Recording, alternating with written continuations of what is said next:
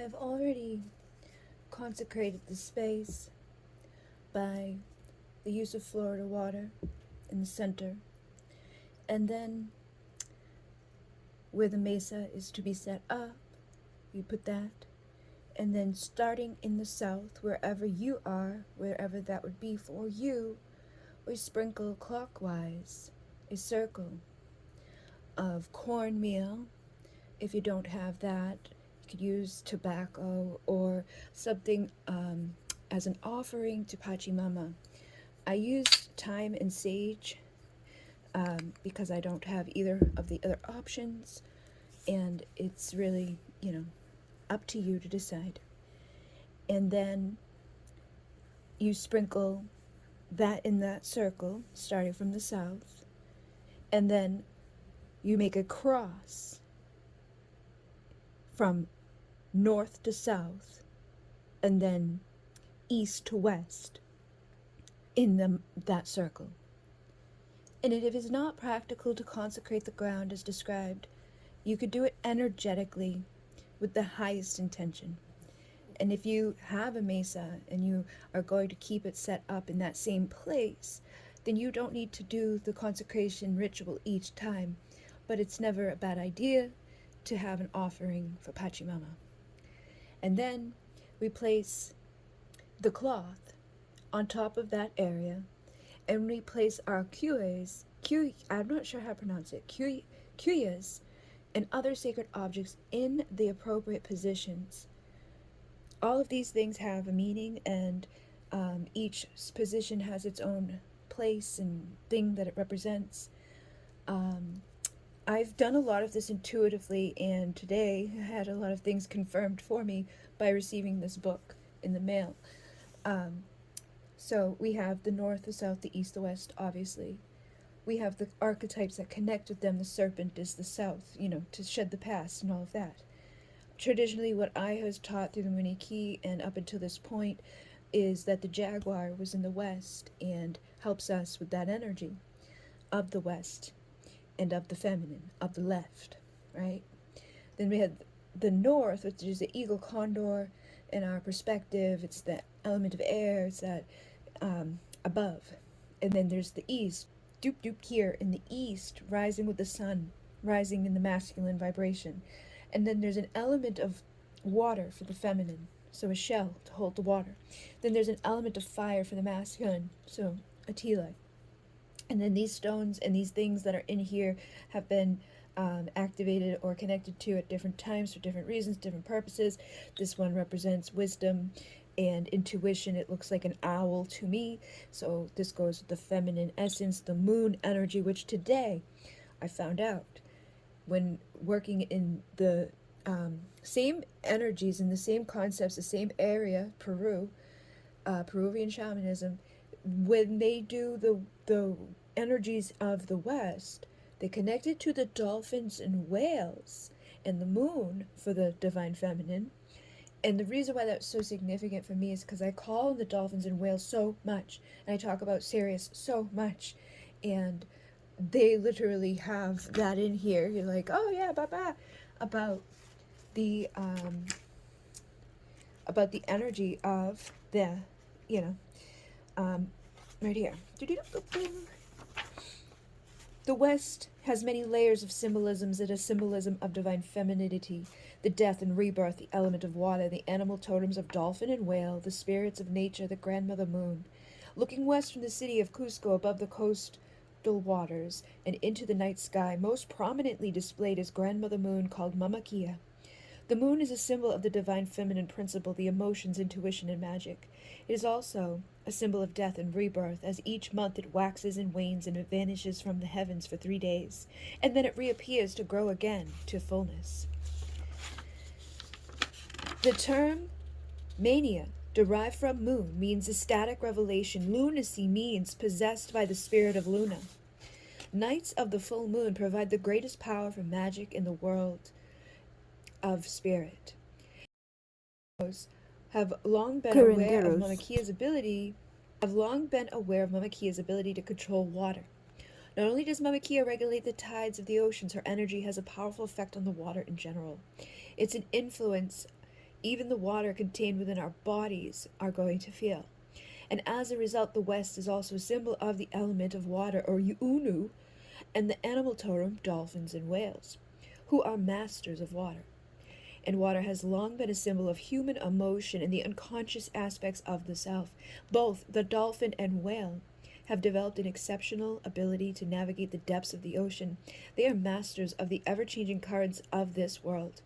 Above all, they are masters of the breath, submerging for long periods of time comfortably and utilizing the currents to their full advantage. And as water, as a symbol of human emotion, this mastery of the waters ties these great cetaceans to humanity. The dolphin and whale are seen as the keepers of our truest emotions, holding the wisdom of love carried deep within our emotional bodies and the unconscious. A shell is placed in the west of the mesa to represent Mamacocha, our Mother Ocean, which is seen as a container of all life. The west is also affiliated with the Aukes, or Aquas, or nature spirits, who, in their mischievous way, bring joy into the hearts of humanity. And they help us understand aspects of our emotional body by bringing awareness from the unconscious to our conscious experience. And the moon is most often the brightest light in the darkness, illuminated by the light of the sun. It is in this way, the West teaches us to see ourselves like the moon as reflections of God and Goddess. In geographical relation to Cusco, the north is affiliated with the Cordillera Blanca, or the high white mountain range where the highest peaks of Peru reside. This area is home to the Apu Cuna, sacred mountains, Huascaran and Alpomeo, which are the two highest peaks of this range. And as these peaks reach high into the heavens, the north is associated with Viracocha, the supreme creator-creatress of the universe, Kuntur, condor, and Anka, eagle. The condor and eagle, being able to fly high into the heavens, are liberated from the weight of the material world. They are humanity's token communicators to the spiritual realm, able to return from the heavens with wisdom and guidance to assist in the process of conscious evolution to our planet. The north is home to the Malkis, who are known as the tree spirits. The north also represents the element air, or Waira, wind, which is considered the presence of spirit manifest on earth. And as a result, the north relates to the spiritual issues of the self, or to our connection with spirit, as incarnate beings here on earth. The many layers of symbolism are anchored in the north of the mesa by placing feathers in the northern area of the mesa. The feathers represent the high-flying birds like the condor and the eagle, who are symbols of transcendence, spirit, and flight. And then the east is represented by the sun, or known as Inti, Taita, Father Sun. The sun played an important role in the lives of the Inca people. The sun, as the most visible embodiment of light during the day, was seen as a giver of warmth in the form of fire, and the giver of life. The daily cycle of the sun rising in the east and setting in the west made it a symbol of death and birth and resurrection. And the cycles of the sun also help mark the times of the harvest, and it is a life-giving principle made the harvest flourish. In this way, it is no wonder that the Inca peoples believed the sun was their maker, and that they too were beings of light. This belief spawned their self-given name Intik Chiricuna, or children of the sun. And they knew that being keepers of wisdom meant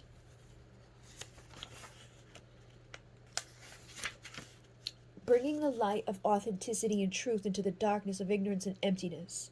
And in this way, all who are drawn to the shamanic path are also Intik Chiricuna. In that, there is a call that is felt to become centered children who rise each morning like the sun, chase away the darkness, and bring warmth and light to the world. Apart from symbolizing the sun, the East also exemplifies the mental aspects of the self and the element Nina, or fire, Orongo Achichini, the grandfather jaguar, and Chokachinka, the puma, are the animal keepers of the direction. It is home to Machacuna, or Machula Alanchis, who are the benevolent old ones, the ancient ancestors of the lineage. Geographically speaking, the East shares some aspects with Colossia, South, in that both share regions of the altiplano, high plateau, and both the east and the south eventually drop into different sections of what used to be called Alto Pyro, now called Bolivia. However, moving further east from Cusco leads to Santa Cruz and Cochabamba, then into the Seja de Selva, eyebrow of jungle, and finally into the tropical rainforest. These many layers and symbolisms are anchored into the medicine ground by placing a white candle in the east on the mesa. Okay, it's funny. I brought this candle over. I didn't know. I got the yellow one for another reason, but I also had this by accident. I brought it, but obviously not an accident, as as is with most things. Okay, so I will set that into one of those little thingies, and the center is like a still point, a hub of a revolving wheel, also called take in Quechua. It represents by one's most personally meaningful sacred object called the Hatun Masarumi Sepka Great Center Power Object. The area of the center of the Murusama has many representations, an embodiment of all that is, has been, and will be, God, Goddess, oh my God. I had a shell that I had in the center of this. I did a despacho, and in the center of the despacho I put a shell, and in the shell I put a flower, the flower of life type of pattern within it, and I burnt my despacho, and afterwards the shell was the only thing that left, but inside of the shell you could still see the flower and the color of the flower. It was really like, singed, like orangey, and for some reason when I did that, this was years ago, I was like, I feel like I need to keep this. So I wrapped it in saran wrap, and then I placed it inside of a bag, and I tied it all up, and that used to be the center of this, okay? Now, this is all done, like, intuitively. I only had one, like, traditional class with my mesa for the direction of the south, and then things just hit the fan, and life got hard and difficult and crazy, and it was at the time where I, like, stepped away from having physical community stuff happening more to being online. And so from then, even from before then, though, I was already doing this. When I showed up to that class, I had a full mesa full of stuff with me that I didn't really know what I was doing. That's why I took the class. But then, since then, Spirit has brought me things regularly that tell me I'm doing the things that I should be doing. I get confirmation. This is the same thing with the Munay. I didn't get the traditional manual when I received the rites of the Munay, so I was giving them out to people the best way I could figure out how to do it intuitively. And then after a couple of months, a person gifted me their manual from the Four Winds Institute. And everything I was doing intuitively, down to like little minute details and things that I had said to people, were in that book to confirm what I was already doing. So I feel like part of that is them, like, Spirit guides me in this way, because there's more magic in it in that way. There's more of a, oh my God, I really do have this ability, or really am being called to this. Same thing when I had the rite for the star rites. I was going to do 7 Sister, 7 Chakra meditation night, and I'm in the shower getting ready for it. And they're like, it's a rite, playing over in my head. It's a rite. And I'm like, what are you talking? What? So I'm supposed to be getting ready to go to this event for 7 chakras, 7 meditation, where I was doing take the stars of the 7 sisters, the 7 Pleiades, and taking one to each of the 7 chakras and connecting those energies to each one. And I wrote myself a list, and I was like, all right, we'll do Alcyon to the crown, and boop, boop, boop, boop, boop. Okay? When I get out of the shower and they're telling me it's a rite, I typed into Google 7 sisters, 7 chakra, Pleiadian rite, and the Kotokuna Carpe from Peru pops up, and it's all to do about this rite, this energetic rite, where they're creating ley lines or sakbes, energetic things from the chakras, which they're using the chakra to be like a sacred site or a sacred temple on your body, and connecting it to one of the sisters of the 7 stars of the Pleiades. And the thing that really fucking drove it home for me all the way was the fact that my list of Alcyon, Taygeta, and all of the people, Maya, Solano, Asteropa, yeah, okay, was in alignment with what they are telling us to do for the correct places of the chakras. It was so mind blowing to me that that was a thing that I just did unknowingly, but knowingly. Same thing when I opened the manual and I saw that the prayer that I randomly printed out, because it had the 4 directions and it had the 4 archetypes that corresponded to the Munay key teachings. I didn't know that that was the prayer that Alberto gave to everybody in open sacred space with every single time he did the rites. But I found out. And everything that I have for this stuff has been gifted to me. I haven't paid or purchased anything. My pie stone came to me from my dog the day before I heard about the rites. My dog brought me a pie stone out of the yard, which is just, even in that sounds, okay, weird.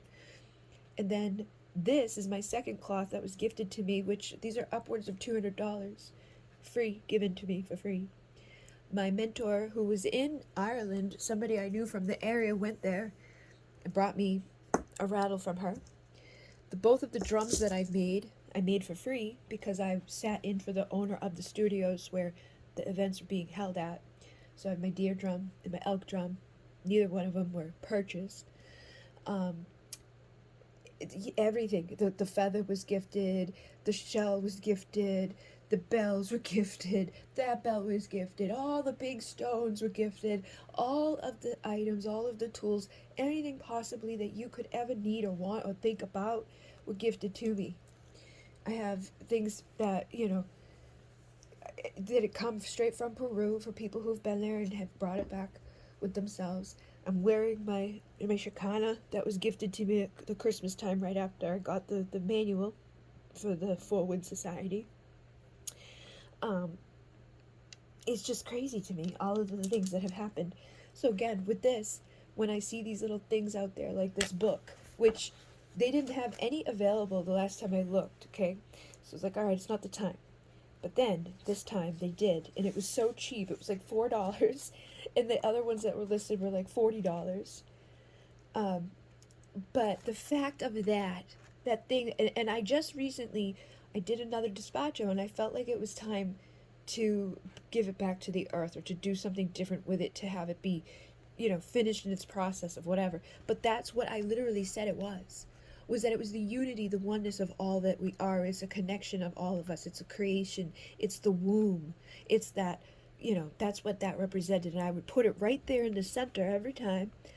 And I just can't believe that. So, again, this is a book that I just got today. And these teachings are a lot similar, but different from what I've already learned. Which, we're going to find that with all things. That's why it's important to not get caught up on the details of the little shit and to instead make it your own, Like today, it was time for some sage, right? Time for sage, haha. But you will find that when you just do and you just trust and you don't think about it too much and you don't wait and put it off or whatever, due to whatever circumstances outside of you aren't exactly perfect, you will be guided, you will get your confirmations, you will figure it out as you go. And you just have to trust and move aside, because it ain't you that's doing much. The spirit takes over. You are an empty, hollow vessel, and you're allowing spirit to work through you. And as long as you do that with a good reason behind it, other than self-serving, manipulative behavior, then you should be good. If you come at it, trying to be weird or negative towards, like, things, then that's not going to work out. But yes, it's the area that has many representations and an embodiment of all that is. And for this reason, it is the full spectrum of light and color that we call the rainbow. And as an embodiment of Cusco, the navel of the Tawantinsuyu, the center also represents the Wilca Cusco, the spiritual stomach, from which Sami, animating essence, Karze, vital life force, and Kanche, light energy, are ingested. It is also the integration of the 7 spaces above, below, left, right, before, behind, and within. The center is the Seguro, or place of safety. The attainment of mastery is assisted by the llama and the alpaca, the tutelary animal allies of the center. And like the balanced part of the Pachakuti, In the center, the llama and alpaca are masters of balance, able to navigate the most treacherous mountain trails and passes with elegance and grace. These animals are rare, also examples of supreme service. Their backs are offered as beasts of burden. They give their meat as food, their wool for clothing, and their milk to raise children. And even the feet help seed the grass as they walk. And as supreme servants, they live in perfect alignment with the sacred practice of Anyi, the principle of sacred reciprocity or divine exchange. The llama and alpaca are tutelary animal allies for those striving to engage in a lifestyle of balance through selfless service. The centerpiece of the mesa is an embodiment of Cusco or Cosco, also acts as a microcosm of the center of the universe. The outer surrounding pieces of the mesa represent the universe itself. So in this way, the centerpiece holds within it the energy, the wisdom, and the symbolism of the universe as it exists in macrocosmic form. Just as all energy and matter originated at a single center point before it inflated into our known universe, the center of the mesa and its surrounding pieces are extensions of that same energy. In this way, it functions much like a hologram, in that when its particles are broken down and separated, the completeness of the original image is depicted each individual particle. Surrounding the centerpiece are 12 healing stones, or kuas, which are associated with the spirits of the Apucana, the sacred mountains surrounding Cusco. Grouped accordingly to the spirit that they embody, these 12 mountains are the main source of guidance and power for the curandos of this tradition. So, basically, like I said, I only got to go for that short time that I did. But I do have 3, 6, 9, 12. I have 12. Yeah, they're there. So when I went, I only activated for the stone to connect to the ancestors in the south. Okay, like on a traditional, hey, this is what we're doing. The rest of this stuff I've intuitively added, in my own ways for different reasons. Actually, I think there was other ones that got activated that day. It was the day after my mother died, so it's kind of a blur. I have all my notes and everything, but I know what the things represent to me, why they're in here. So, like, these are shaman's balls. This is the ultimosaic, like, lightning struck sand. I put these together to represent the masculine, if you can kind of, like, take from that with that, right? And then this is about taking a leap of faith. This is my little frog, okay? Doesn't he look like a frog? If that was his eye, this is his leg, and he's going to do leap, leap, leap. So taking that leap from the east, okay? Then this for me is like my plateau. This is when people get stuck. This is when people are at the plateau in their life where they don't know which way to go, or they're kind of just like, they're just, like the hangman, okay? They probably need to flip themselves upside down or see a new perspective. And then again, ancestors, grounded, grandmother, hummingbird energy, ancestor energy, the past energy, like this is probably past life or ancestral lineages, things that are influencing you on that deep level, okay? This is just a ground. You may be not grounded, you may need protection, you could have evil entities and attachments. Again, intuition, divine feminine, seeing through the dark, seeing through the shadows, seeing through the illusions, the emotional body. This I put in there because this is a little pearl. This is like the representation of like when a mother puts a baby into the womb, creates life. It takes time, it's a delicate thing, it's a process, and it makes something beautiful, like you. And then, this is my heart stone because it's green. So this is like for the heart. So if somebody comes to my thing and needs a healing, and I ask them to choose a stone or choose a thing in here, and they choose this, I might find that they've had grief, or they've had a broken heart, or they did, something that they feel guilty about, and it's weighing heavy on their heart. This is for abundance. This is like an ancient coin, and it was just unique and different. I don't know exactly where it's from or what it is exactly, but it does have weird little symbols on it and stuff. So I don't think it's a common one that we find, but the squares in the center of it and all that. I put this in here for abundance. So if somebody picked this out, I might feel that they need help to align with abundance or money or safety, security, and all of that. I call this my Munay keystone because it literally matched the first mesa cloth that I had. gifted to me. It was red and black, and it had like a very thick black line down the center of it, and it just like went along with everything. And this was at the time where everything was starting, and I got this stone around that time, so kind of just correlated with it. So this to me embodies all the archetypes. This is like my like wild card. You know, if somebody picked this out, it would probably be an intuitive thing that I would have to use my just clear knowing on what the hell is going on. Okay, and then obviously these are twins, right?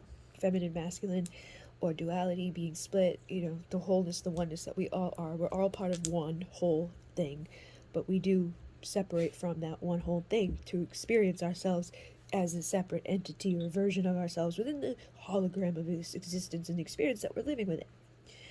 Then this here, I see this as like being like stuck or too rigid within the mind, like needing to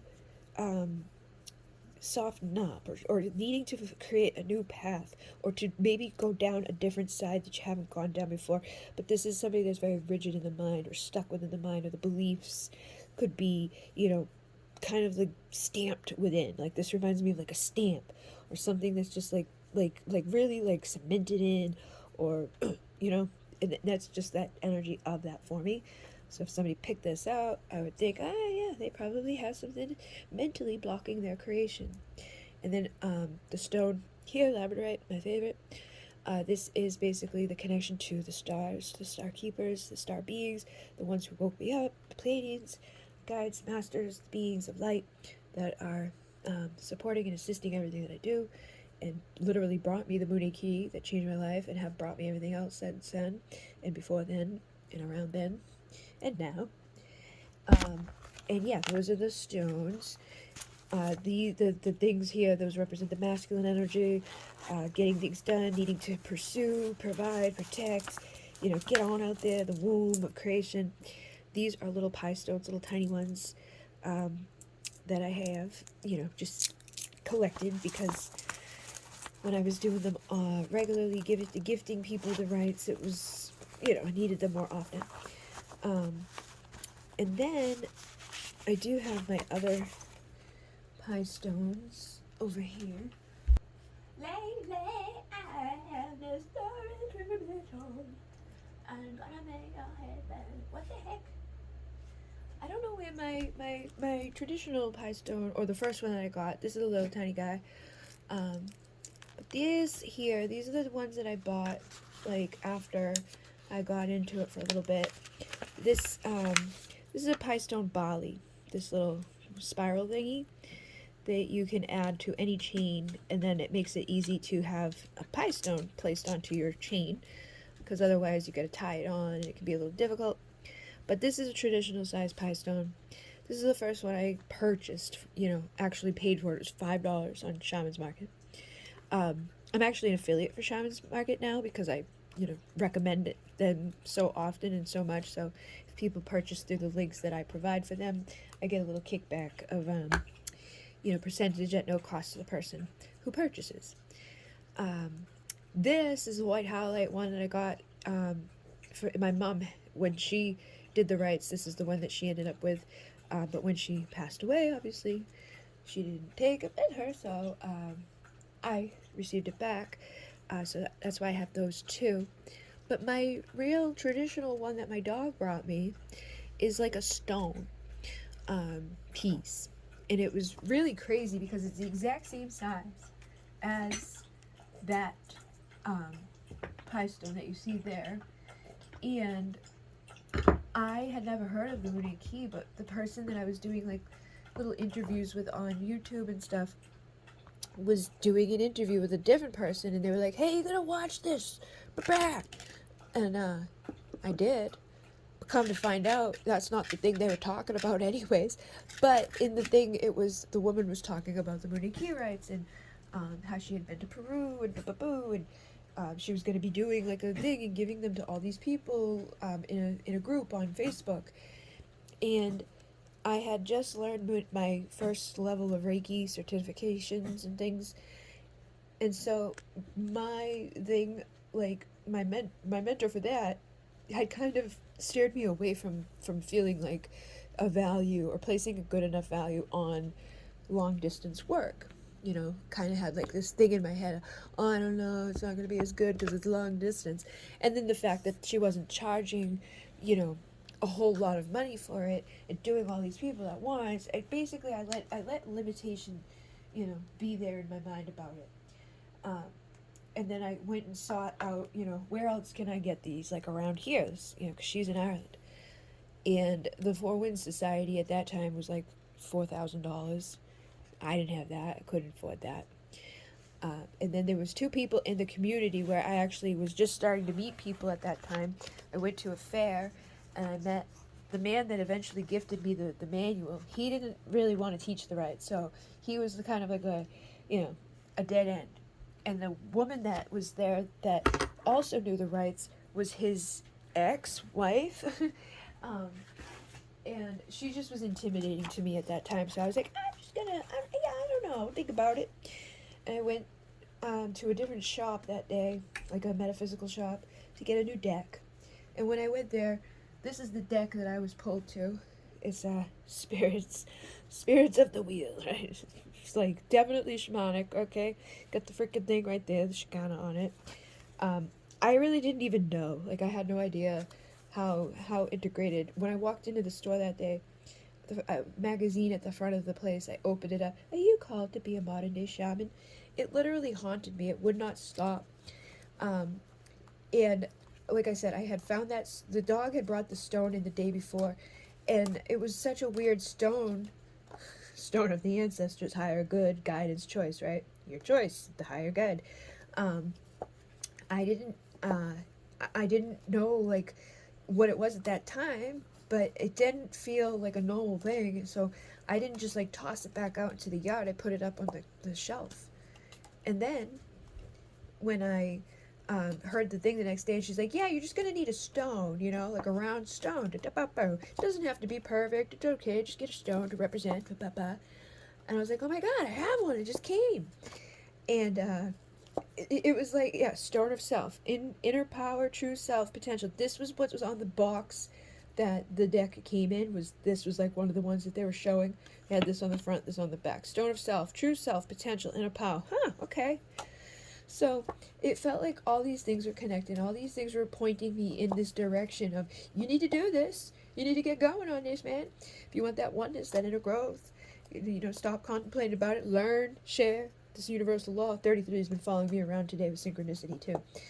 Um, so I know it's, you know, it's just more messages are constantly coming into me through different ways. Look at messages come through 27. 27 has not stopped following me for years.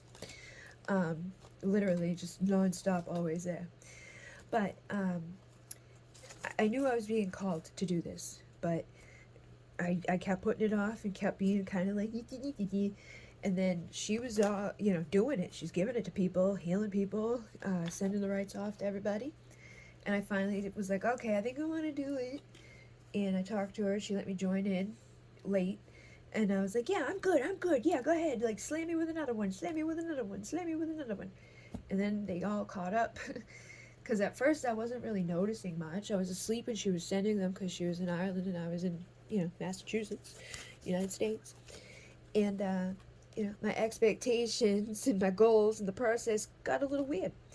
But then everything that was connected to it, like you know, the serpent, right? She sends me the thing for the harmony, right, where you connect these archetypes.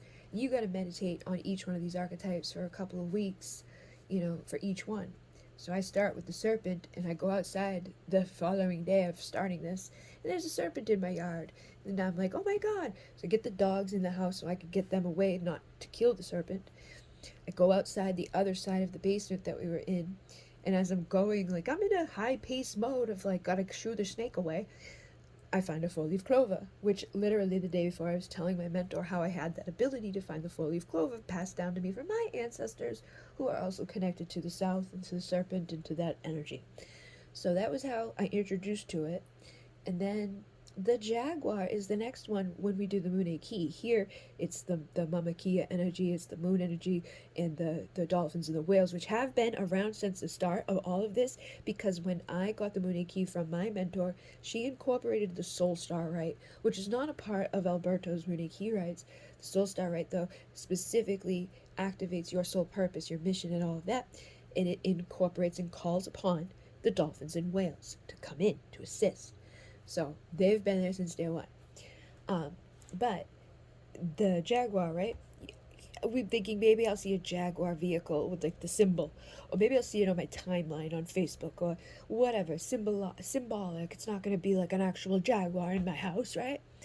Well, the little fair down the street every year that's like a thing for the, they pretend like they're like kings and royalty and whatever. They have all these weird things that they do, like they have horses with the jousting of each other, and they have animals there too, often unique ones.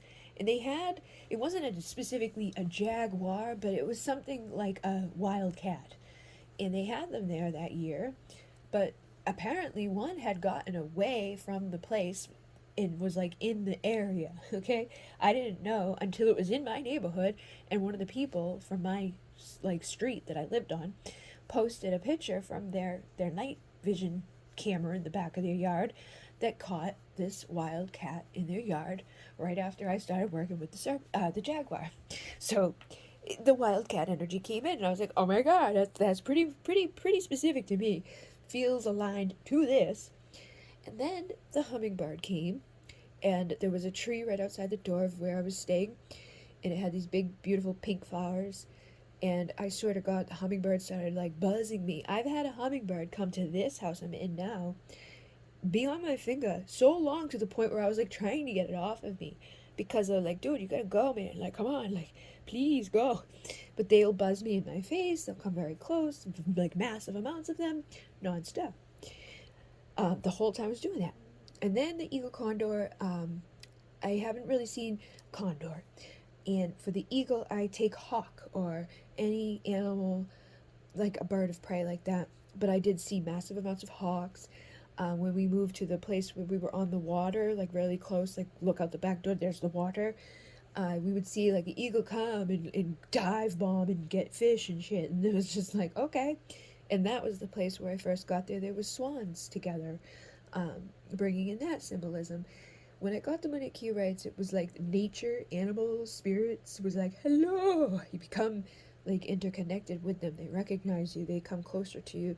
You feel them stronger, and they feel safer, or something is activated.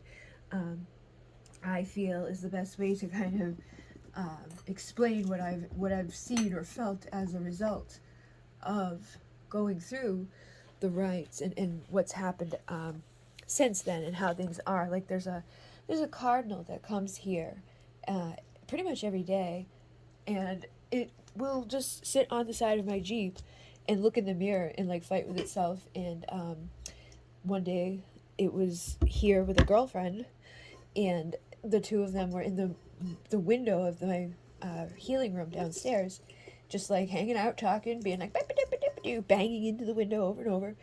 And when I went over and talked to them, they stayed with me the whole time until my sister pulled into the driveway.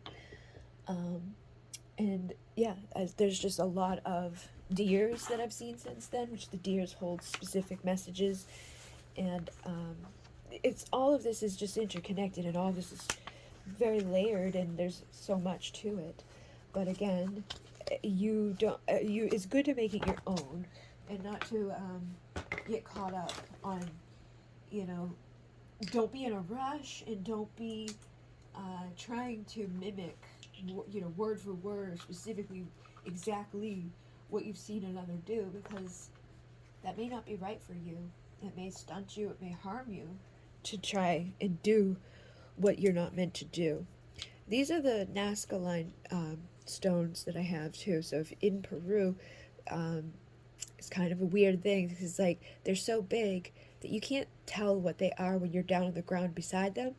But if you elevate up into the sky, like in a plane or something, the Nazca lines form like a hummingbird or the spider, and kind of makes people question, like, how would they even know to make that? First of all, like, somebody must have been high up to be able to look down and do that, or to create that, like, so it kind of brings in the confirmation on the whole. Hey, they probably could fly, or there was probably beings here of a higher technology than what we have, because they created all these crazy things like Machu Picchu and all those crazy like layers, and that's actually a symbolic part represented within this. So it's like the four parts of it, the cross and all of that. Cusco and Peru, Lake Titicaca, all of that stuff is symbolically entwined within the work that's done here. A lot of the stuff that they do is kind of like that, like the cloth. Specifically, each person who makes a cloth from wherever they're from, their pattern is going to be different from the other's pattern. So if you live there and you know your person's, you would recognize your pattern over a different pattern. Oh, my people made this, or all those people made that. Um, is what I was told. I don't know. I don't know exactly how that works, or how specific it is, or even if it's 100% correct. But I was given that information by somebody that went there, and purchased items from the people who make them specifically themselves. So I'm assuming they have no reason to lie to me. Alright, I can't find my pie stone. Ended up making all the messy stuff kind of picked up and cleared up our sacred space here. But yeah, basically, those are the things. The center, I have to figure out what I'm going to do now for my sacred object in the center, because I had one, but now I do not. Labradorite is my absolute favorite thing in the whole wide world. And I used to always keep this with the shell of abundance, or the shell of the universe, the all-encompassing, all that there is, ever will be thingy that I had there. But yeah, they put that something in the center to represent that meaningful sacred object to be the centerpiece. Okay. One example of how a centerpiece can be represented as a personally meaningful sacred object, called a Huntun Masarumi Sepka in Quechua. Centerpiece is comprised of a large scallop shell, kocha, and a marble-like square stone with etchings, chakra sepka, and then a colonial crucifix or cross made of hardwood, and then a 3-leaf cocoa kintu, or ritual offering of cocoa leaves, which is crazy because literally had the shell that I put in there, and the stone that I can't find right now, my pie stone that I started off with, has like these weird little like symbols and etchings within it that's very unique, and different. So it's like literally, it's just crazy more confirmation. But yeah, his centerpiece is a container of great affection, is presented to him as a gift from his teacher upon completion of his apprenticeship in the southern eastern Andean region of Peru. The shell represents Mama Cocha, or Mother Ocean, which is the center container of all life. The alabaster square carving represents the 4 corners of the world, which are contained within that ocean. And then the cross not only represents Jesus Christ, the master teacher, but also the axis mundi. However, an access is not apparent until one realizes that the Christian cross, which is found on most curring mesas, can function as a pivotal center or axis mundi. And then the cross is universally understood as a plus sign, which refers to the connections made for the 4 directions and bridged together. The connections of the east and the west, or the horizontal line of the plus sign, is symbolic of the sun rising in the east and setting in the west. Like the sunrise and sunset, the horizontal line also refers to biological life and the lessons that are learned within that framework of diachronic time. And we are born in the east like the rising sun, and we follow the path of our life's trajectory and die in the west like the setting sun. This is a symbolic depicted by the horizontal line of the plus sign. The vertical line connecting to the north to the south is symbolic of spirit descending into matter. It represents the soul urge of humanity, or the spiritual unfolding of humankind, or true nature as experienced as synchronic or non-linear time. The connection of the horizontal and vertical lines of the plus represents the bridging together of the higher self, or soul's purpose in life, with the lessons together of the higher self, and or soul's purpose in life with the biographical self, merging in the center as the maestro curando or hierophant. The three-leaf coco kuntu is placed on the centerpiece, represents the concept of the three worlds, the Uka Pacha, the Ke Pacha, and the Hanak Pacha, which are the three attributes humans have come into this world to bring into balance: the mastery of the physical world, the wisdom of knowledge, and the Munay, which is love and compassion. And then the three healing energies are light energy, vital life force, and an animating essence. And the three fields of the mesa are the symbol of the integration of body, mind, and heart, working in Anyi with the center. And Anyi is that right relationship with the world where we keep everything in balance. So yeah, that's basically the breakdown, the quick boop boop about what that all is. And then every Wednesday for the Mesa carriers of the world, they do a ceremony together. Or like you do it wherever you are, but everybody is doing it at the same time for the Eastern Standard Time of 9:30 p.m., which basically it's funny because where I am in the United States, Peru is right down below me, so they're in the same time zone, but they're just way down. They're in South America. I'm in North America, but we're in the same time zone, same places on that level, which is just I don't know, one of those things that was like, oh really, like I didn't recognize that until somebody like told me, you know, at one point. And I was like, oh, because I was expecting to have to deal with like difficulties getting a hold of, you know, having conversation with somebody there, or trying to like correlate things together, because there's shamans there that you can work with and talk to and stuff. But anyways, a Wednesday night Mesa link up. It's possible for us to come together every Wednesday night, precisely at 9:45 p.m. The second is often performed daily to aid in the healing of Pachamama in relation to her independent relationship with humankind. Alright, so, this is basically for you to do whenever you want to do, by yourself or with others. It don't matter. And again, it says, you know, we consecrate the space. It's good to do this outside. It's pouring rain tonight, so obviously not doing that. And you don't have to do these things outside. You can also incorporate the outside to the inside. But you pour the drop of clear spirits, rum, corn, grain, Florida water, which I've already done, into the center. And then you start in the south, you sprinkle the clockwise circle. The mesa will be placed, sprinkle across the tobacco, across the north to south and east to west. It is if it's not practical, you do that with the energy intentions. And then you place this mesa cloth on top of the consecrated ground and place the kiyos and their objects where they are appropriate too. And then we sit and stand in the south with your palms facing the mesa and tone the directions. Okay, so south is over there for me, so obviously it's like a weird position. I'm gonna have to find a different way to like set this up for when I do these, but for tonight it's again intention. So we are going to intone Pachi mama, pachi mama, pachi mama, mama kia, mama kia, mama kia. Wear a cocha, wear a cocha, wear a cocha.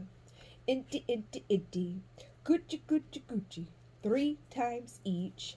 And sitting in the south, we open our crown. And we do that by opening with a kocha. So we like imagine that you have your hands in prayer position and you're raising them up above you, like in front of your face. You're raising up above your head. And now imagine that there's a big dome that you're going to be opening above your head, like one of those, like an astronaut suit, basically, like you're putting on an astronaut's helmet, but this is all light, and it's basically protecting you. You're activating your Viracocha, the light, around your crown and around your mind and your body, or your head, to create that personal sacred space that is yours. So, we open our brow and the nape of the neck in our heart center. Receive the Sawa the shining column of light from the Hanak Pacha, which is the upper world, and direct the energy through your palms to the center of the mesa. Open your center around the navel area, your Cosco. Feel the umbilical cord of energy connecting you with the center of the mesa. And express your deepest and purest intention for the healing of Pachamama and for the peace among all of her children.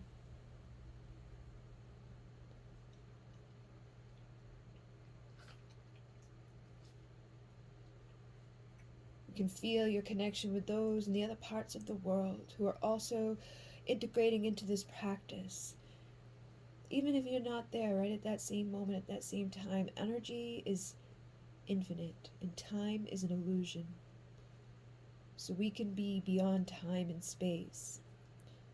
And we can tap back into those moments at any moment, from any time, in any place, in any space that we've been, in any life that we've lived, in any time frames that we have seen or known within this realm.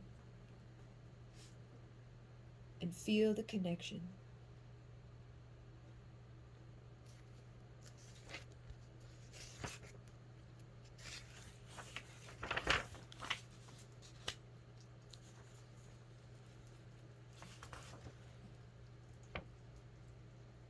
You are in the realm of the mystic. You are not acting, you are simply being.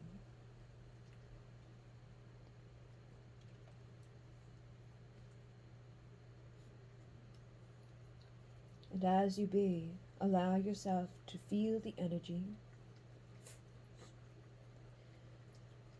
And at some point, you may feel the distinct energy shift. And you may use the heightened energy to do healing on yourself or healing on others. Or you could close your mesa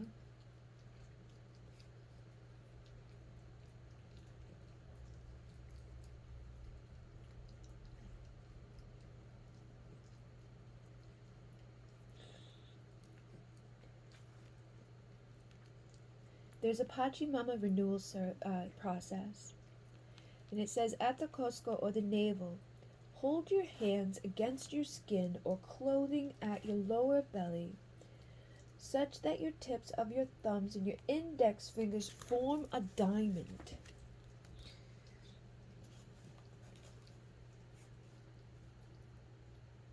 So like this at your belly.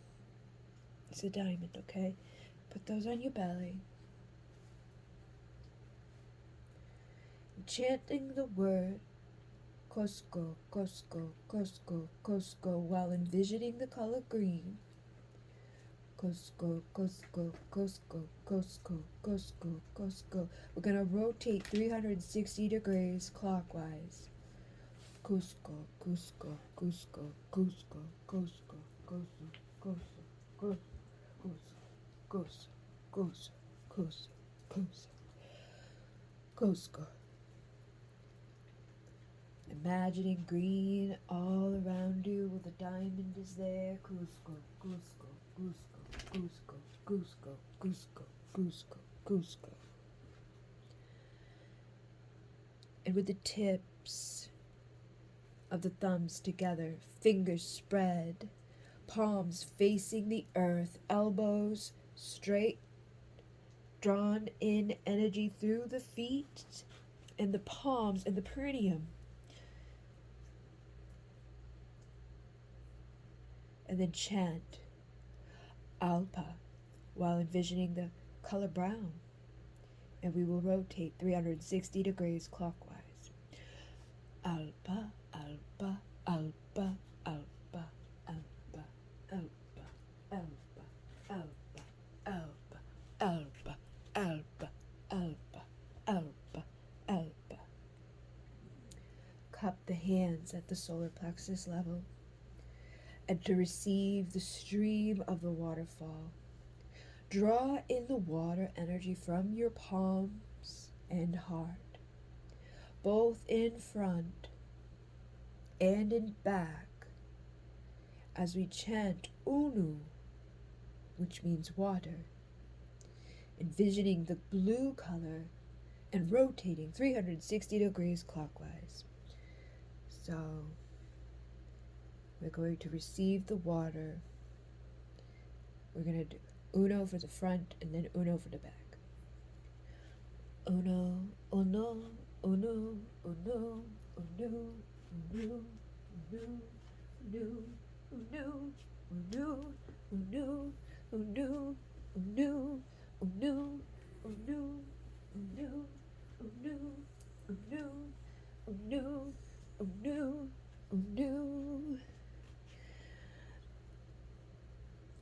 And then we're going to face the palms towards the heavens at the shoulders width apart and shoulder height, harnessing the wind through the palms and throat center as we chant Waira for the wind, envisioning silver and white and rotating 360 degrees.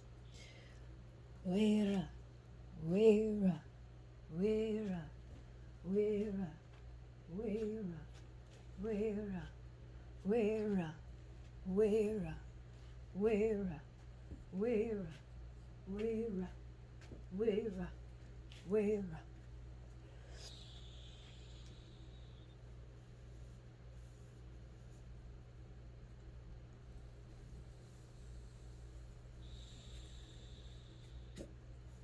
Raising the arms so that they are parallel to the earth.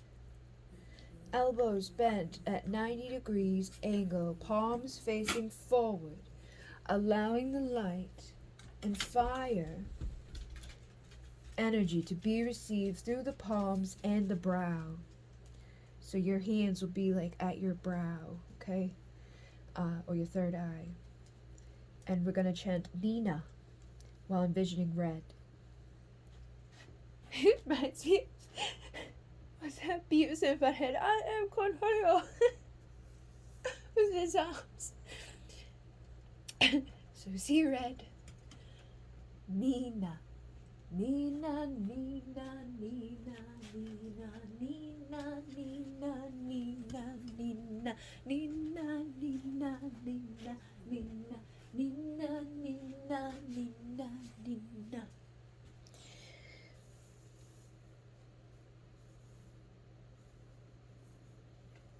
Tips of the thumbs and the index fingers together, forming a triangle. Place your thumbs against the bridge of your nose, hands against your forehead, palms spread, arch your back, and integrate the rainbow into your brow and crown as you chant Kauchi, rainbow is the name, Kaichi, Kaichi, Kaichi. While envisioning the color violet or purple and rotating 360 degrees. Okay. Kaichi, kaichi, kaichi, kaichi, kaichi, kaichi, kaichi, kaichi, kaichi, kaichi, kaichi, kaichi, kaichi, kaichi, kaichi, kaichi, kaichi. Okay. And then we return the hand position to the navel and chant Cusco, Cusco, Cusco, with the green doing a 360 Cusco, Cusco, Cusco, Cusco, Cusco, Cusco, Cusco, Cusco, Cusco, Cusco, Cusco, Cusco, Cusco, Cusco, Cusco. And then breathe deeply. Spread your legs beyond your shoulders width and place your hands on your knees and squat. While inhaling, and hold your breath and softly blow into the earth as you return to standing point. And the rotate is 360 is what? Breathe softly while you blow in the earth. Return to standing position, then rotate 360 degrees. Okay, all right. Are we any no colors for this one? Breathe deeply. Spread your legs beyond your shoulders with your hands on your knees. Squat while you inhale. So breathe in as you go down, and then you're going to slowly blow out to the earth.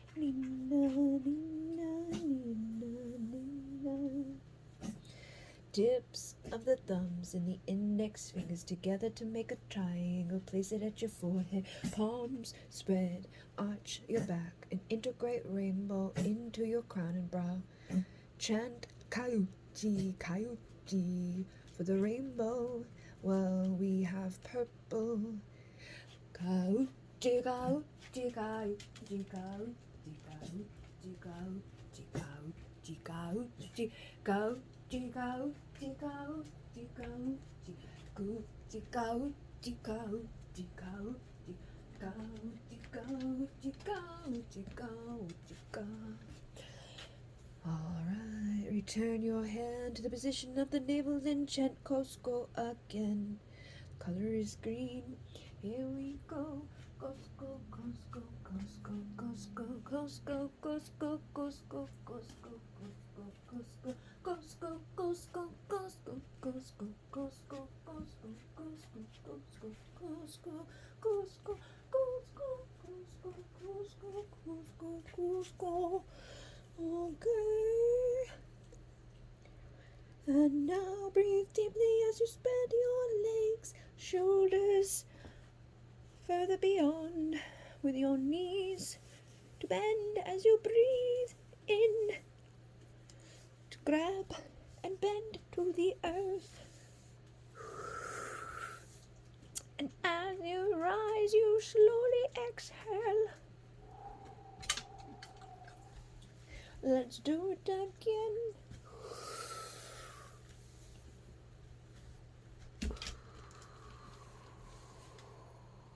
One more time. Slowly.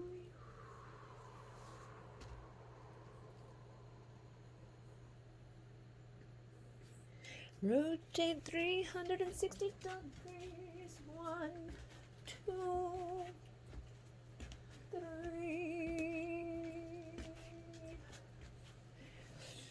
Okay.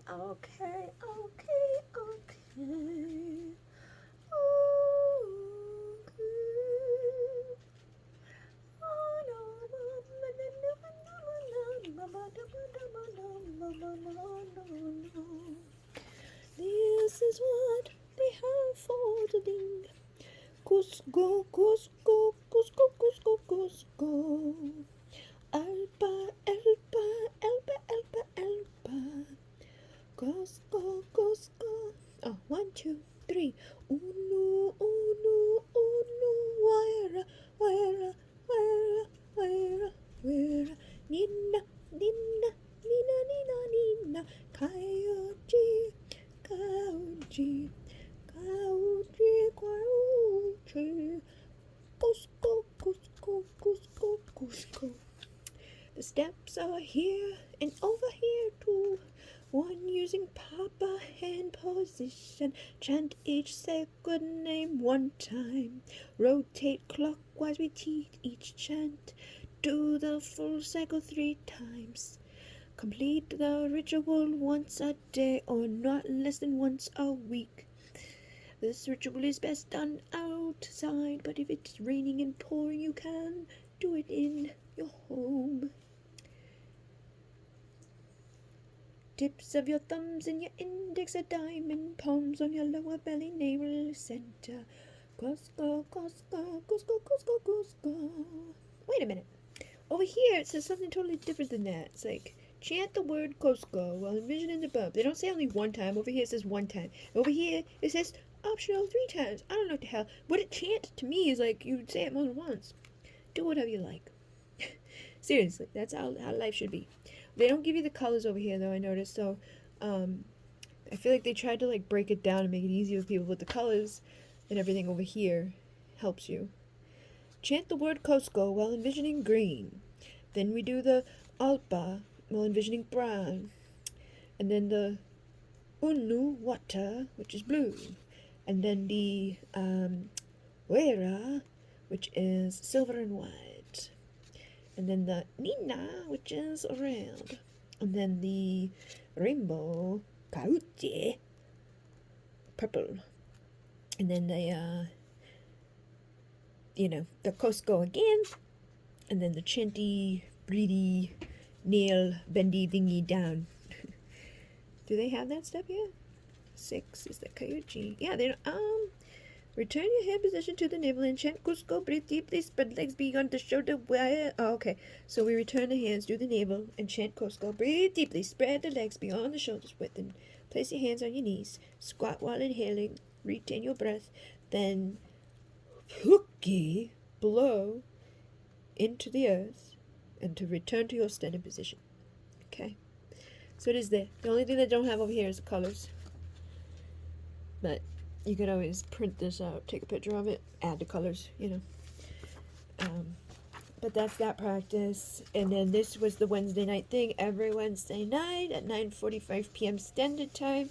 If you want to tap into that energy with the prayer or the intentions and all of that, this is what that is. Precisely 9:45 is Standard Time every Wednesday. The second, I don't know, the Wednesday night Mesa link up is the Pachamama renewal process are examples of weekly prayer ceremonies performed by the Pachakuti Mesa tradition. The first is performed at precisely 9:45 Eastern Standard Time. The second is often performed daily to aid in the healing of Pachamama in relation to her interdependent relation. So they don't tell you the time, I guess. But like I said, you don't need to know the exact time for these things. You can tap into it any time that makes sense for you. Just make the time to do it. All over the world, there are people who dedicate a few minutes of their time every week to focus intention on a collective level. And although the practice of shamanism is often seen as an advocate of spontaneous ceremonial expression, it is an important note that shamanism also recognizes the wisdom of having a ceremonial practice that is disciplined and performed on a consistent basis, expressed through the catchy phrase, "Practice makes perfect." Intentional repetition promotes the cultivation of growth and skillful mastery. And in a ceremonial sense, structure and repetition promote spiritual growth and add depth to one's relationship with spirit. So maintaining a spirit disciplined commitment to participate in a weekly prayer ceremony is universal among the world's spiritual traditions. And it is an important part of this practice, in addition to cultivating a relationship with spirit, to add the intentions of each person to a single concentrated intention of the global power. And these combined intentions, when meditated by spirit, can also be used to contribute to the cleansing and healing of Pachamama and the collective psyche. So yeah, there's that. And there's a whole bunch of stuff in here to do for healing purposes on people and different things that I've never seen or done before, so I don't really know all of them, but I know there's a lot of cool stuff that can be done. The use of sound is something that is very important with these guys, with getting into the trance-like visionary places.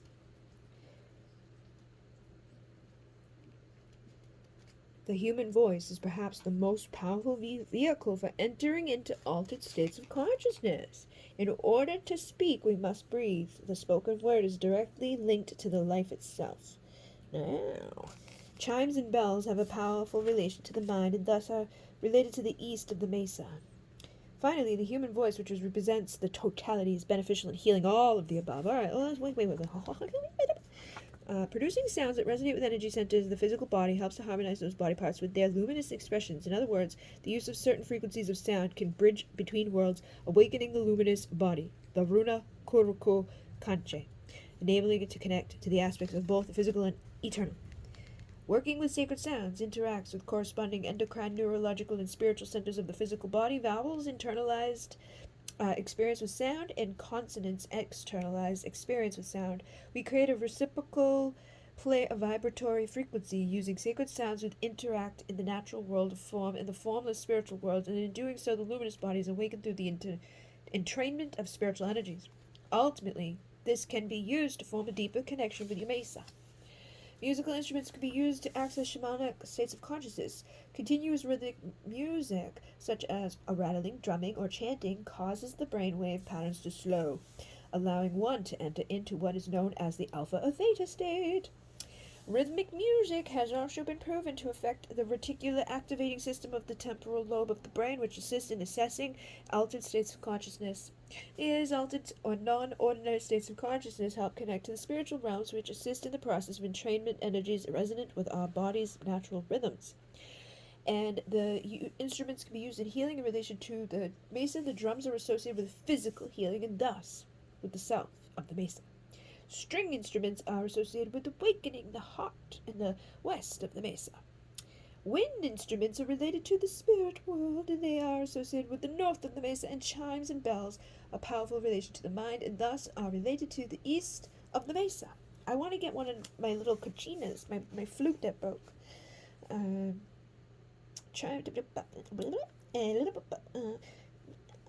Finally, the human voice, which represents the totality and the healing of all above. Its location in the mesa is the center. Thus, the human voice is perhaps the most powerful vehicle for these altered states of consciousness.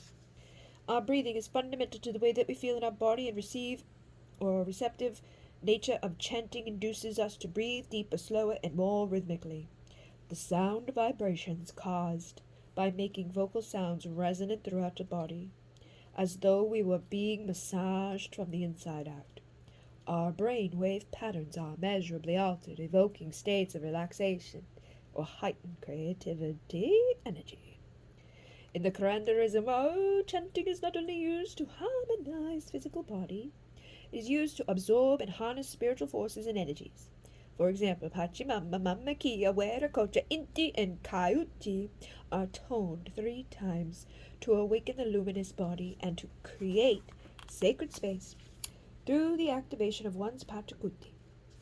As this is done, one can literally feel these energies enter into the physical realm through the Runa Kukukonche, or luminous body. In essence, toning assists the process of becoming an embodiment of the spiritual forces. The Karandro becomes the walking mesa. Initially, toning out loud breaks through any blockages in the luminous body that may prevent the full absorption of harmonization with these finer energies. Therefore, toning out loud is done only until the apprentice reaches the level of intimacy or attunement with these energies. Once mastered, toning may be conducted internally, much like a silent mantra. Even uttering the words silently will draw all of the necessary energies to the luminous body and into one's pokpo, or living energy bubble. When awakened souls perform invocations out loud, it is done out of reverence and respect for the unseen world. Besides shamanism, it has an element of drama, theatrics, and play. The more the game of the life is dramatized as an encounter with the divine, the more powerful the medicine.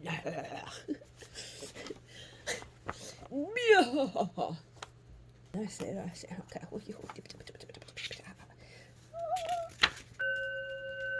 Haji mama, pachi mama, mama kia, mama kia, mama kia, mama kia. Wera kocha, inki, kauchi, kauchi, kauchi.